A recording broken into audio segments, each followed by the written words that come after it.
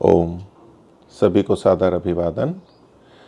आप सभी को जानकर प्रसन्नता होगी कि वानप्रस्थ साधक आश्रम आर्यवन रोजड़ गुजरात में एक योग शिविर लगाया जा रहा है, जो कि अप्रैल महीने में होगा। ये योग शिविर 6 से 13 अप्रैल तक होगा। योग शिविर का नाम सुनते ही हमारे मन में कुछ आसन, प्राणायाम या ध्यान का चित्र उभर के आता है। विश्व में, भारत में बहुत जगह योग शिविर लगाए जाते हैं। यहाँ ये जो योग शिविर है, इसमें मुख्य रूप से योग का आध्यात्मिक मार्ग, योग दर्शन, उपनिषद आदि के आधार पर जो हमारा आध्यात्मिक मार्ग होता है, उसके बारे में विस्तार से बताया जाएगा। यहाँ केवल आसन और प्राणायाम इसकी प्रमुखता हो, उस तरह का नहीं। अपने स्वास्थ्य के लिए जितना आसन प्राणायाम है वो यहाँ रहेगा, और योग के मार्ग पर, अध्यात्म के मार्ग पर चलने के लिए जो जो बातें आवश्यक होती हैं, जो जानकारियाँ, जो सूचनाएं, उससे संबंधित जो प्रश्न उठते हैं, उन सब का यहाँ पर प्रस्तुतिकरण होगा, वो बताया जाएगा। योग के मार्ग पर चलने वाले विभिन्न रीतियों से चलते हैं, और समाज में योग के नाम से जिस तरह से प्रचलन है, तो उसमें बहुत जगह भिन्न भिन्न रूप हम देखते हैं। संशय भी होता है कि कौन सा ठीक है, मेरे लिए कौन सा ठीक है, मुझे कौन सा करना चाहिए। तो यहाँ जो ये योग शिविर हो रहा है, वो योग का शुद्ध स्वरूप प्रस्तुत किया जाता है, जो वैदिक रीति से योग दर्शन, उपनिषद आदि के अनुसार जो हमारी प्राचीन ऋषियों की बताई हुई पद्धति है, उस पर केंद्र रखते हुए उसी से संबंधित बातें यहाँ बताई जाती हैं। तो ये इसका शिविर का नाम है क्रियात्मक योग प्रशिक्षण शिविर। तो योग के बारे में बताया जाता है, लेकिन योग के साथ साथ जो बताना होता है, उसके साथ साथ क्रियात्मक रूप में बताया जाता है। क्रियात्मक चीज़ें भी कराई जाती हैं, और जो बताया जाता है वो भी क्रियात्मक हो सके, कैसे उसको जीवन में ढालें, उसकी तरह से बताया जाता है। तो जैसे अध्यात्म से संबंधित बातें हैं, उसमें ध्यान है, ध्यान उपासना कैसे करें, उसके लिए दोनों समय यहाँ पर उपासना कराई जाती है, प्रारूप बताया जाता है, और साथ ही साथ शिविरार्थी करते हैं, करवाया जाता है, ताकि उनको अभ्यास हो जाए कि ऐसे ऐसे हमें करना चाहिए, उसकी क्या उचित रीति है। मौन रहा जाता है, मौन का मन का नियंत्रण, वाणी का नियंत्रण, मौन के रूप में यहाँ बहुत शांति की स्थिति लगती है। और जब मौन रह करके हम शिविर में भाग लेते हैं, तो जो सुनते हैं उस पर फिर विचार करते हैं, बाह्य बातों पर, बाह्य विषयों पर हमारा विचार केंद्रित नहीं होता है, हम केंद्रित रहते हैं योग के ऊपर। उसको समझने में, स्वीकार करने में हमें सरलता होती है। तो दिनचर्या बड़ी प्रारंभ से, सुबह से लेकर के 4 बजे से लेके शौच स्नान आदि, फिर ध्यान 1 घंटे का है, यज्ञ करने का अवसर रहेगा, उसके साथ साथ प्रवचन, वैदिक प्रवचन, वेद प्रवचन रहेगा। 3 समय प्रातराश भोजन और सायंकाल भोजन की व्यवस्था रहती है। शुद्ध सात्विक भोजन, सादा भोजन यहाँ पर उपलब्ध होता है।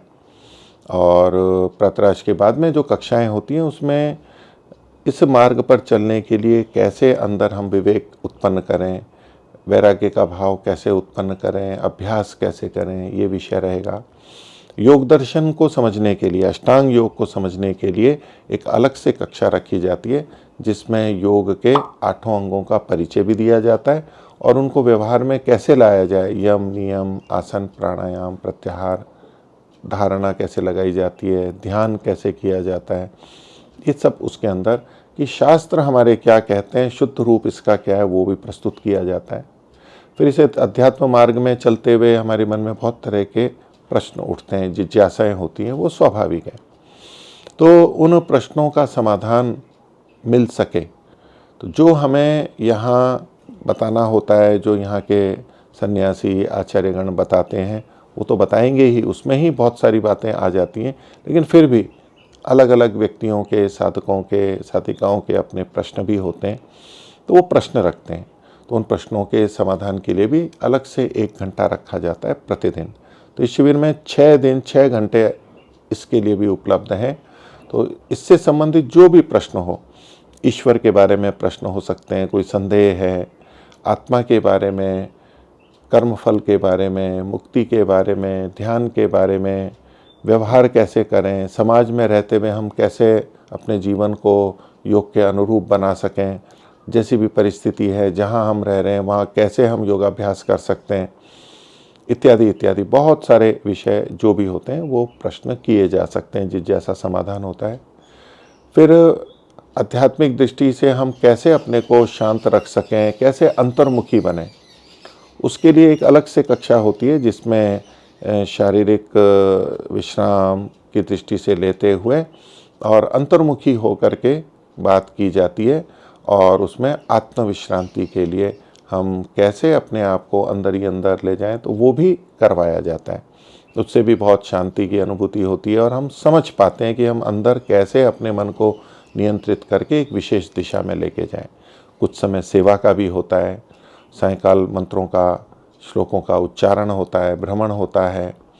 फिर रात्रि में आत्मनिरीक्षण भी होता है कि आज हमने दिन में जो किया वो कैसा रहा, क्या करना चाहिए, कहाँ कमी रही, और जीवन में हमें कैसे आत्मनिरीक्षण करना चाहिए।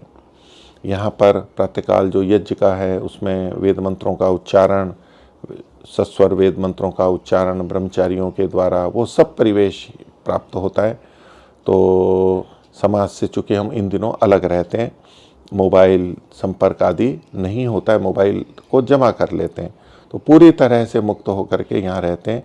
जो भी आवश्यकता होती है वो सब यहाँ उपलब्ध हो जाती है। कोई समस्या हो तो उसकी पूर्ति करते हैं, चाहे वस्तु है, चिकित्सा है।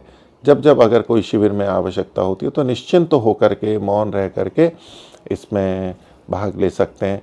प्राकृतिक वातावरण है, शांत वातावरण है, पेड़ पौधे हैं, तो इस परिवेश में आकर के हम अध्यात्म को बहुत अच्छे से सीख सकते हैं। और यहाँ आकर के ही आपको ऐसा लगेगा कि अब मुझे ऐसे अध्यात्म के विचार आने लगे हैं और मैं इस तरफ बढ़ूँ, रुचि हो।